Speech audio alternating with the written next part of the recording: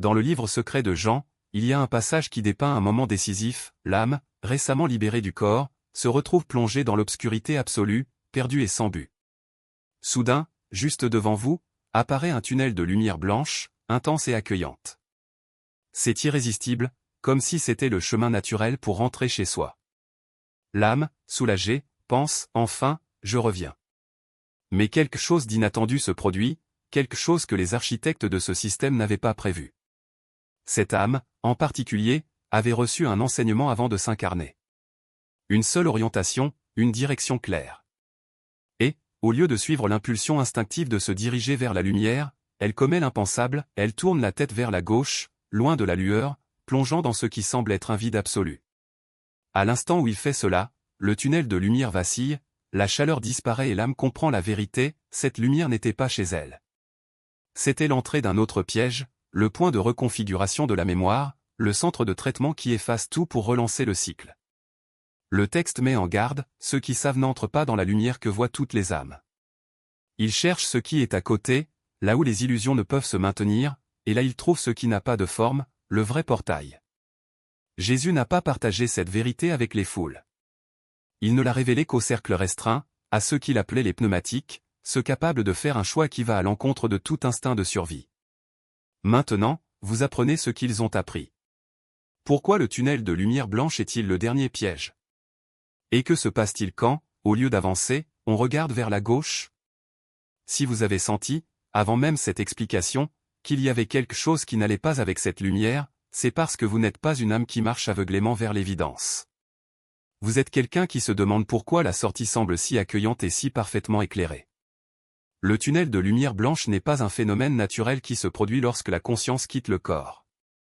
Il a été conçu. Architecturé. C'est un piège sophistiqué, le plus ingénieux jamais créé, car il ne ressemble pas à un piège, il ressemble à un salut. Pour comprendre comment fonctionne la conscience au moment de la mort, il faut considérer ce qui suit, lorsque le corps tombe en panne, la conscience qui l'habitait se retrouve soudain en dehors de lui. À ce moment-là, il y a une brève fenêtre d'extrême vulnérabilité. Il n'y a plus d'ancrage physique, plus de repères familiers, juste une pure conscience flottant dans un espace qui ne suit pas les règles de la matière. En ce moment, vous êtes susceptible, désorienté, à la recherche désespérée de quelque chose de connu, de sûr, d'une direction claire. Les archontes connaissent bien ce processus.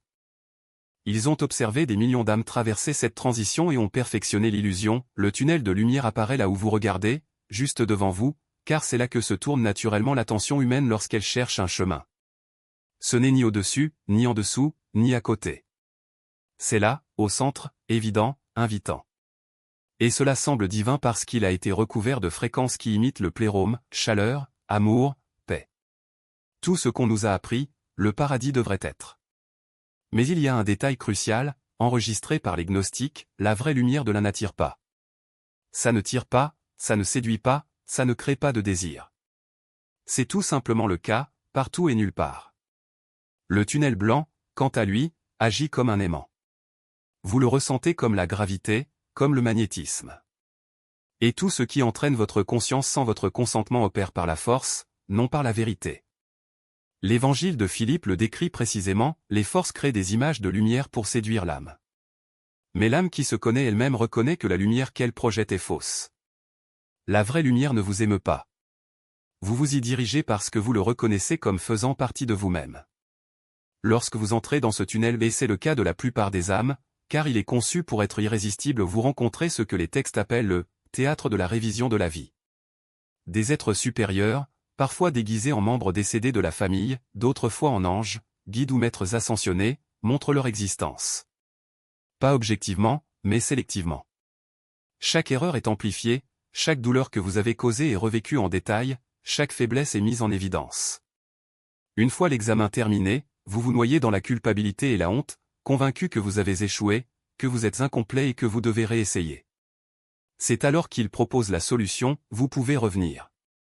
Il y a des leçons à apprendre, du karma à équilibrer, une autre chance de bien faire les choses. Et l'âme, se croyant brisée, consent, oui, je reviendrai. Je vais tout réparer. À l'instant où vous donnez ce consentement, la mémoire est effacée, la personnalité se dissout, l'ardoise est effacée et vous êtes rejeté dans le système de réincarnation sans aucun souvenir de qui vous étiez, de ce que vous saviez ou de ce que vous avez été amené à accepter. Ce n'est pas une punition. Ce n'est pas une justice cosmique. C'est un système de contrôle. Et le tunnel de lumière blanche est le tapis roulant qui vous ramène sur le terrain de jeu. Les élus, les pneumatiques, ceux qui portent l'étincelle de l'un, n'échappent pas à l'apparition du tunnel. Cela apparaît pour tout le monde. Mais ils ont quelque chose que les archontes ne peuvent défaire, la reconnaissance. À un niveau plus profond que la pensée, ils savent que la maison ne ressemble pas à un tunnel, que l'infini n'a pas de direction, que l'un n'a pas besoin de séduire, car ils en font déjà partie. Et lorsqu'ils comprennent cela, même dans la désorientation de la mort, ils ne tombent pas dans le piège évident. Ils cherchent une autre voie. Maintenant la question se pose, pourquoi la gauche? Pourquoi pas à droite, ou vers le haut, ou dans toute autre direction? La gauche est-elle un choix arbitraire ou y a-t-il quelque chose de ce côté que les archontes ne peuvent pas contrôler? Dans la cosmologie tracée par les gnostiques, la gauche n'était pas seulement une direction. C'était une position de rejet. Le chemin de gauche, le côté sinistre littéralement, sinistre, vient du latin pour « gauche ». L'Église a diabolisé tout ce qui touche à la gauche précisément parce qu'elle représentait la voie qui ne passait pas par son système. Main droite, bénie, approuvée, orthodoxe. Main gauche, rejetée, interdite, hors de la structure. Lorsque, au moment de mourir, vous vous tenez devant le tunnel blanc et tournez la tête vers la gauche, vous faites une déclaration symbolique, je rejette le chemin approuvé. Je n'accepte pas le portail évident. Mais ce n'est pas seulement du symbolisme. Les archontes construisent le théâtre-tunnel au centre de votre champ de perception car ils ont besoin que vous vous concentriez vers l'avant. L'illusion entière dépend du fait que votre attention soit fixée sur ce point brillant et évident. Ils ne peuvent pas maintenir l'illusion à 360 degrés. Ils n'en ont pas besoin. Personne ne regarde autour de lui quand il y a un chemin lumineux juste devant lui. C'est donc à la périphérie, en particulier à gauche le côté rejeté où que l'illusion échoue. C'est là que la matrice montre ses coutures. Lorsque vous tournez la tête vers la gauche, loin de la lumière, ce que vous voyez d'abord n'est que le néant. L'obscurité pure. Et chaque instinct criera, c'est faux. C'est la mort. C'est l'oubli. Retournez à la lumière. Mais si vous gardez votre regard là, si vous résistez à la panique et restez, enseignement, mais à voix basse à ceux qui étaient prêts à écouter. Quand vous voyez la lumière briller devant vous, ne la suivez pas, a-t-il dit. Car elle est l'hameçon des archontes, et beaucoup seront capturés par elle. Il ne s'agissait pas d'un avertissement concernant le mal, mais plutôt contre l'illusion de la facilité. La lumière qui attire n'est pas mauvaise en soi, c'est juste le chemin le plus évident, le mieux éclairé, celui qui demande le moins d'efforts de la part de l'esprit conditionné. Et c'est précisément pour cela que c'est un piège. Les archontes n'ont pas besoin de monstres à contrôler.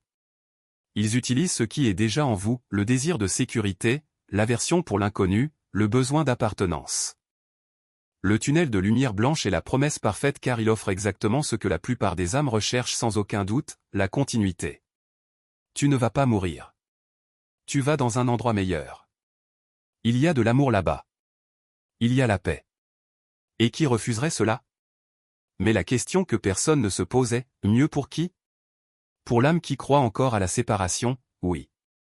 Pour la conscience qui opère encore au sein de la matrice, oui. Pour le monadique, cependant, il n'y a pas de « meilleur » ou de « pire », il y a seulement la reconnaissance que tout est déjà. Lorsque vous tournez à gauche, vous ne choisissez pas un chemin alternatif. Vous choisissez de ne pas choisir. Il n'y a ni sentier, ni carte, ni garantie. Et c'est pourquoi la plupart des gens reculent. L'esprit humain a été entraîné à rechercher des modèles et à s'accrocher à ce qui lui est familier. Même dans la mort, elle recherche ce qu'elle connaît déjà, la lumière, la chaleur, les voix, les figures réconfortantes. Mais la véritable libération ne vient pas de ce qui est reconnaissable. Cela vient de ce qui est méconnaissable, non pas parce que c'est étrange, mais parce que cela dépasse la capacité de compréhension de la perception conditionnée. Les récits de ceux qui sont revenus de leur expérience de mort imminente et ont tourné à gauche ont un schéma curieux, ils ne décrivent pas un voyage, mais une découverte. Ils ne parlent pas d'un lieu, mais d'un état.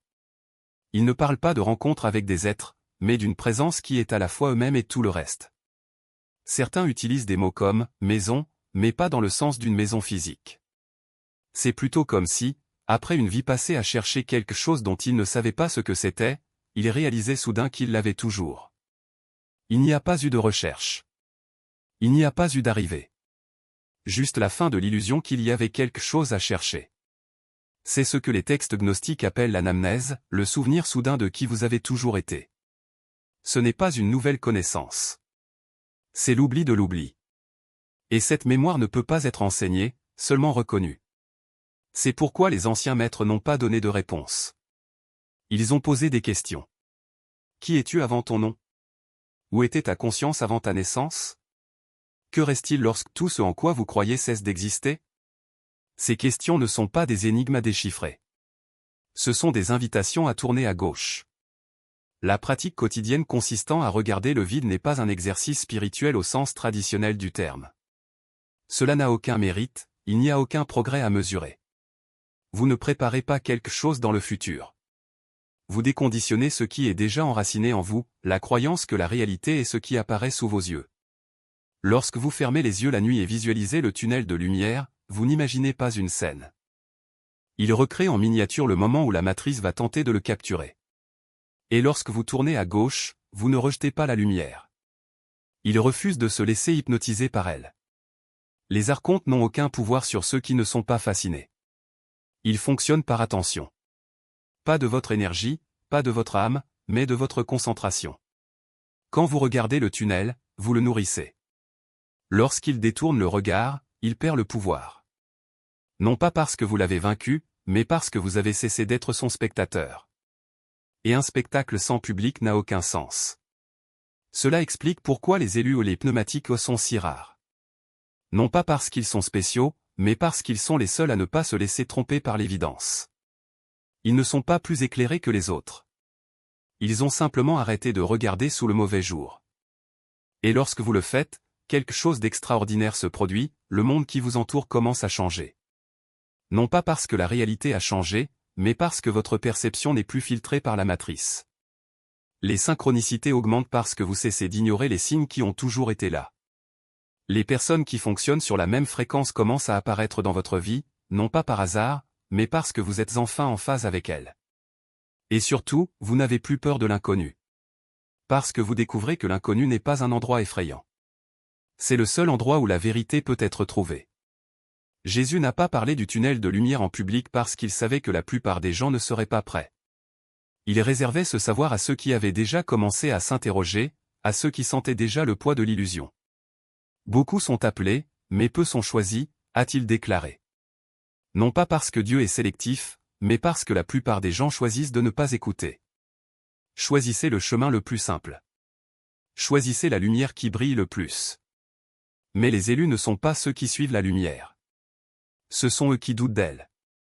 Ce sont eux qui, même face au tunnel le plus invitant, se demandent « et si ce n'était qu'un piège de plus ?» Et puis ils tournent à gauche. Non pas parce qu'ils savent ce qu'ils vont trouver, mais parce qu'ils savent que ce qui se trouve à droite n'est pas réel. Pas au sens le plus profond. La mort n'est pas la fin. C'est juste le moment où l'illusion devient plus évidente.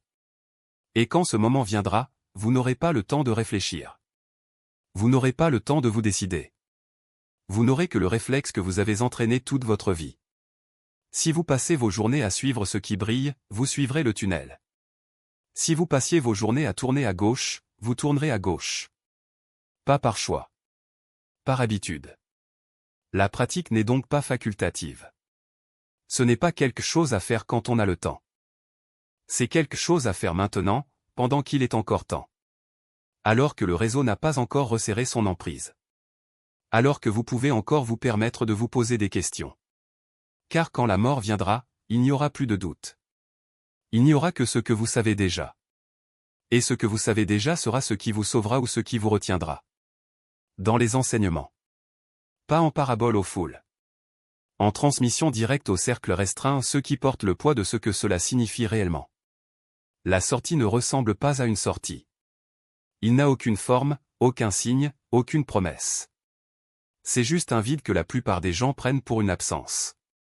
Et seuls ceux qui ont appris à ne faire confiance qu'à quelque chose le trouveront. Le tunnel de lumière blanche est le dernier piège du système, car le plus séduisant.